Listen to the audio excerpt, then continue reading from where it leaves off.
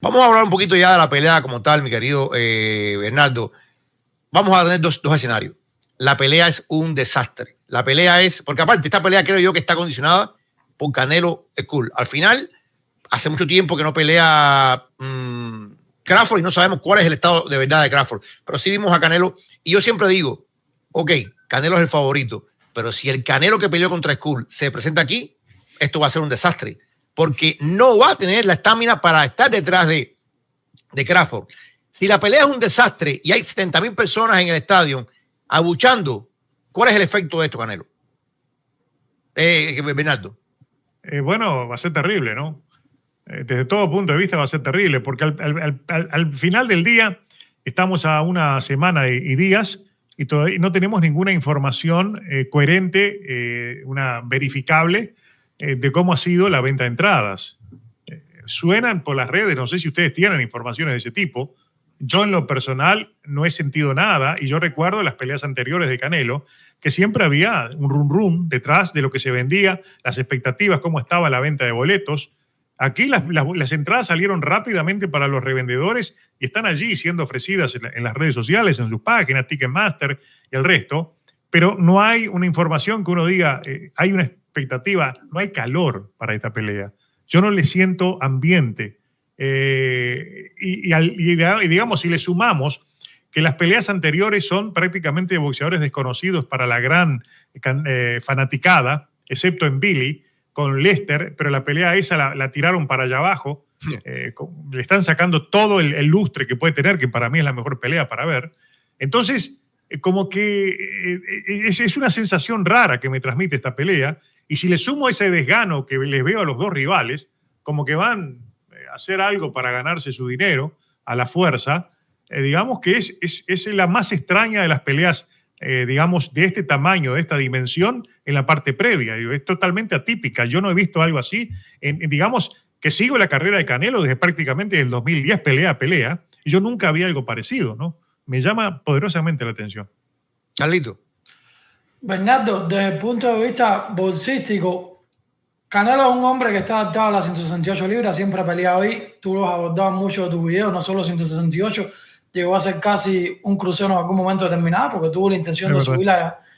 Y de hecho, cuando peleó contra Edgar Berlanga, ni se sintió casi la diferencia de peso, sabiendo todavía que Berlanga había subido casi en 200 libras aquella pelea, si más no recuerdo.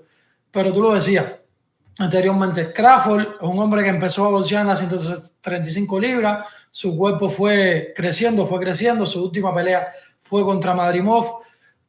Desde tu punto de vista, ¿Madrimov fue un rival a modo para Terence Crawford o realmente en aquel momento Madrimov era el mejor boxeador que había en las 154 libras? Fue evidentemente, fue un rival a modo porque fue el elegido, primero porque estaba allí bajo la órbita de Turki y después porque era el campeón que tenía menos peleas, que tenía menos oposición de primer nivel enfrentada y porque además se prestaba para digamos, ganar su mejor bolsa en una pelea donde quizás las reglas del combate uno nunca sabe, porque todo eso es confidencial, vaya uno a saber si no le ofrecieron más dinero en caso de que perdiera, que es algo muy común en el boxeo, especialmente en peleas de Canelo, que hay bonos compensatorios que los benefician en caso de una derrota, porque más allá de todo le hizo una gran pelea y como que los méritos de Crawford quedaron allí en discusión, ¿no? Crawford es hasta los 147 libras, era un hombre libra por libra, un rival difícil de enfrentar, difícil de vencer, que le faltaron, es verdad, le faltó posición más consistente, porque cuando enfrentó a Errol Spence ya sabemos cómo estaba el pobre Spence, cuando enfrentó a Jean Porter sabemos cómo estaba, ya era su última pelea, se retiraba, y después no ha peleado prácticamente nada, al punto de que él mismo reconoció de que él no podía ir más allá de 154. Entonces, digamos, cuesta imaginar que él de la noche a la mañana, como por arte de magia, por un encanto, él se transforme en una fiera en 168 libras, que tenga piernas, que tenga poder, que le aguante la mano a Canelo. Hay un manto que le dé el cardio, porque realmente ha tenido que crecer demasiado. Digamos, yo digo, la gente me dice que yo exagero cuando digo que son 4 divisiones, pero si vamos a los hechos, en la práctica son 4 divisiones sobre las cuales va a pelear en este proceso que lo trae desde el momento que decidió gestionar la pelea con Canelo, que fue en el 2023. Entonces, bajo esa perspectiva, a mí me cuesta, honestamente, me cuesta creer que él sea un rival consistente para el peor Canelo. Y no hablemos del mejor Canelo, hablemos del peor.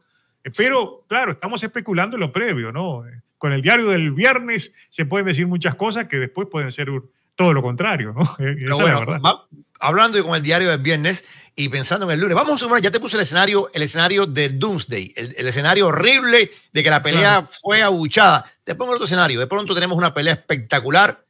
Canelo luce, como tú dices, la mejor versión de Canelo. Recordemos que queda una pelea todavía en ese compromiso de 3 que firmó con Turki Al-Hachy. Yo estaba viendo unas declaraciones que no creo mucho, decía Benavides, que le dijeron que tal vez Canelo en la tercera pelea. Yo creo que va a ser Cheraz, me parece a mí. ¿Cómo ve Bernardo Pilati esa tercera pelea en caso de que Canelo tenga una actuación sobresaliente? Bueno, en primero después que lo enfrente, ¿no? Porque yo creo que le cambió el ADN de la comprensión, porque una cosa fue el Cheraz que se vio mal, horriblemente mal, que debió perder contra Carlos Adames, y uno muy diferente, el que noqueó a Berlanga. Es cierto, a Berlanga le desnudó todas las carencias, pero de todas maneras era un hombre que estaba subiendo por primera vez de 160 libras, se vio poderoso, se vio fuerte, dejó aquella imagen que hacía traslucir debilidad. Frank Warren, una de las cosas que dijo, que había llegado lesionado, Frank Warren es su promotor, que Cheraz había llegado lesionado, que había tenido muchos problemas para cortar el peso, lo cual es creíble porque se trata de un hombre extremadamente grande. Él es más que un Callum Smith, ¿no? Parece un 175 libras. Y en 168, digamos, vimos otro tipo, un hombre fuerte, digamos, dispuesto a soportar castigo y con una dureza tremenda, ¿no? Y con aquel tamaño, golpes descendentes, todo lo que tiraba realmente era dinamita pura. Imagínate, digamos, que vaya al golpe a golpe con Canelo Álvarez, que es chaparrito, que es chiquito, que ya está aburguesado. Realmente es un peleador muy peligroso y creo que es ahí donde empezó a tallar Sulaimán, que débilmente intentó hacer un cambio y dijo, no, yo ahora lo que incluso llamó a la prensa en uno de esos martes de café y dijo que ahora lo que viene es en Billy se tienen que enfrentar en Billy para ver el retador de Canelo, en Billy y Turki Al-Hachy le dijo que no, y dijo, no, va a ser ellos están mandando en el boxeo en este momento, ¿no? Entonces, que Cheraz va a pelear porque es la voluntad de Turki. Quizás lo convencen de otra cosa, que Cheraz sea el último, no el próximo, pero en una pelea con Canelo Álvarez, digamos, ese Cheraz que vimos contra Berlanga, más allá de que Berlanga haya sido un suspiro, realmente es un individuo peligroso, aún ya avejentado, aburguesado y avejentado Canelo. Yo creo que, digamos... Y antes de que hable Carlito, entonces Benavides 0 Benavides. No, con Benavides es imposible. Benavides le queda un tiempo en la 175, después va a seguir subiendo, es un hombre grande. Es un hombre que ha cortado muy bien. Cuando se mostró disciplinado, ustedes vieron que sus últimas peleas en 168 llegó en 167. Demostró que él, con disciplina, es un individuo pero es un hombre grande. El cuerpo, y está creciendo, ya está camino a los 30, y ya le va a costar mucho incluso dar la 175. A Benavides yo no lo veo más allá del 26 en 175 y cuidado, después se va a ir a cruceros. No le queda otro. Carlito. Bernardo, desde el punto de vista del legado, ¿quién gana más para su legado o para su historial con esta pelea? ¿Canelo si vence a Crawford o Crawford si vence a Canelo? Y bueno, Crawford, a partir de ahí... Crawford siempre. Pierdo, gane Crawford. Crawford, como sea, porque el fanático crítico o el fanático que entiende de esto lo va a ver de la misma manera, ¿no? El fanático lo va a ver como un individuo que subió 3 o 4 divisiones a enfrentar a la fiera y le hizo buena pelea o mala pelea, lo que sea, digamos. Para Crawford todo es ganancia. Canelo si pierde, va a ser catastrófico. Catastrófico. Porque, y puede catapultar... Perdón, y digo que va a ser catastrófico no porque uno se lo cuestione, sino que si ustedes, no sé tu caso, Carlos, pero Jorge, que lleva muchos años en esto, más que yo inclusive, si ustedes hacen, digamos, la línea de vida de la carrera de Canelo Álvarez, ha habido, digamos, si esto fuera un gráfico de eso como de la bolsa de Wall Street que sube y que baja, digamos, la percepción entre los fanáticos de Canelo llegó a estar allá cuando venció a Plant, cuando venció a Billy Joe Saunders, todo aquello estaba aquí arriba. Ahora eso ha ido cayendo y basta darse una vueltita por las redes. En inglés, por ejemplo, que hay un poco más de desconocimiento, que no lo vivan como vivimos nosotros los latinos, lo que le tiran a Canelo no son flores, le dan con lo que tienen y es lo que abunda. Entonces, Canelo ya perdió, digamos, el empuje que tenía, los sentimientos de solidaridad, todo aquello, el cariño que le tenía a la gente, lo perdió. Hay muchos factores que incidieron para eso, ¿no? Pero lo perdió y Benavidez tuvo mucho que ver con eso porque esa pelea del lado, digamos, de los fanáticos y los analistas en inglés, la reclamaban a voz en cuello. Incluso figuras importantes como Mike Tyson, Bradley y un montón más, siempre se le exigieron a Canelo. Y todo eso fue calando, y Canelo Álvarez perdió, digamos, de sus seguidores, yo estoy seguro que tienen que haber perdido el 70 o el 80%. No hablemos del micromundo mexicano, sino fuera, a nivel mundial. Claro, entonces, imagínate que pierda con un individuo que sube, porque la gente lo va a ver como el ex indiscutible de la 147. Entonces, imagínate que pierda. Ya se vio mal con Skull, que si Skull apura un poco más, capaz que le gana la pelea. Imagínate que pierda con Crawford. Va a ser un desastre. No se levanta de eso, ¿no? Sin duda. ¿Crees tú que a esta altura de la vida, a esta altura del juego, como decimos los cubanos, tanto para Canelo como para Crawford, el tema es el legado, no importa, como que le resbala, como que la palabra legado ya no tiene ningún significado para ellos, después de haber hecho la plata de la vida, después de haber tenido una carrera sólida desde un punto de vista, sin duda alguna? ¿Crees tú que esa palabra legado está desgastada y deslavada para ellos?